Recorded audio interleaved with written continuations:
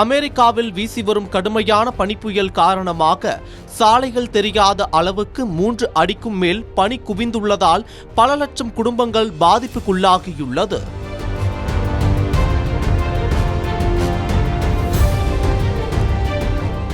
அமெரிக்காவின் வடகிழக்கு மாகாணங்களில் கடும் பனிப்புயல் வீசி வருகிறது. நியூயார்க், நியூஜெர்சி உள்ளிட்ட மாகாணங்கள் பனிப்புயலால் கடுமையான பாதிப்பை சந்தித்துள்ளன.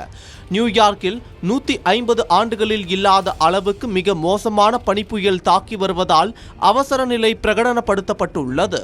அவசர போக்குவரத்து தவிர அனைத்து போக்குவரத்துக்கும் தடை விதிக்கப்பட்டுள்ளது. கடும் பனிப்பொழிவுடன் தீவிர புயல் வீசுவதால் வீட்டை விட்டு யாரும் வெளியே வர வேண்டாம் எனவும் அறிவுறுத்தப்பட்டுள்ளது. நியூயார்க்கின் முக்கிய விமான நிலையங்களில் 10,000க்கும் மேற்பட்ட விமான சேவைகள் ரத்து செய்யப்பட்டுள்ளன. இதேபோல் அமெரிக்கா முழுவதும் பனிப்புயல் காரணமாக 13,000க்கும் மேற்பட்ட விமான சேவைகள் பாதிக்கப்பட்டுள்ளன. இதன் காரணமாக பொதுமக்கள் எங்கும் செல்ல முடியாமல் பல்வேறு சிரமங்களுக்கு ஆளாகியுள்ளனர். பல மாகாணங்களில் கல்வி நிறுவனங்கள் மூடப்பட்டுள்ளன.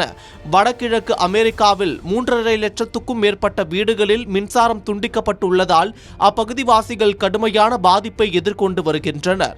இந்த நிலையில் கடுமையான பனிப்பொழிவையும் தீவிரமான தாக்கங்களையும் ஏற்படுத்தும் இவ்வகை புயல்கள் தற்போது அடிக்கடி ஏற்படுகின்றன. ஆனால் நாட்டில் மக்கள் அதிகம் வாழும் ஒரு பகுதியை முழுவதுமாக இந்த அளவிலான தீவிரத்துடன் தாக்கிய பனிப்புயல் கடந்த 10 ஆண்டுகளாக ஏற்படவில்லை என்று அமெரிக்க வானிலை ஆய்வு மையம் தெரிவித்துள்ளது.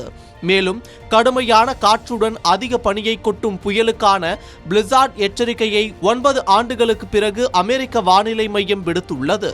பல பகுதிகளில் சாலைகள் தெரியாத அளவுக்கு 3 அடிக்கும் மேல் பனி குவிந்துள்ளது. இதனால் லட்சக்கணக்கான மக்கள் கடுமையாக பாதிக்கப்பட்டுள்ளனர். உணவு, அத்தியாவசிய பொருட்களை வாங்கக்கூட முடியாமல் வீடுகளிலேயே முடங்கி கிடக்கும் சூழ்நிலை ஏற்பட்டுள்ளது. மேலும் கடுமையான பனிப்புயலால் கடந்த 153 ஆண்டுகால வரலாற்றில் முதல் முறையாக பாஸ்டன் குளோப் பத்திரிகை தினசரி செய்தித்தாள் வெளியிடுவதை நிறுத்தியுள்ளது குறிப்பிடத்தக்கது.